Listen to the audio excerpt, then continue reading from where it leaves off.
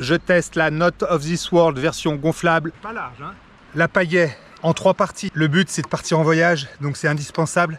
J'avais un peu peur. Franchement, l'emboîtement hexagonal, tu la secoues.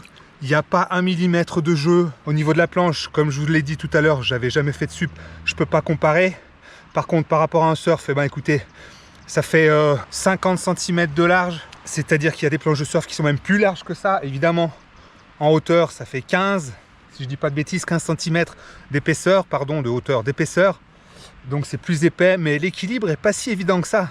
Pourquoi une gonflable alors qu'une rigide, ben, c'est quand même plus performant. Le but, c'est de pouvoir la transporter facilement, que ce soit dans la voiture ou partir avec en voyage. C'est tout petit quand c'est plié, c'est vraiment génial. Donc la question ne se pose même pas. Ce qu'on retient de cette première session super brève, c'est que à propos de la Not of This World, elle est super joueuse et à mon avis, elle ouvre un vaste champ de possibilités dû à son shape qui est quand même bien taillé. Et à ce propos, à mon avis, c'est quand même une planche qui est plus adaptée à un profil de personne, on va dire sportif, parce que ça n'a pas l'air évident. Je reviendrai dessus quand j'aurai un peu plus de pratique, mais ça, c'est mon premier ressenti.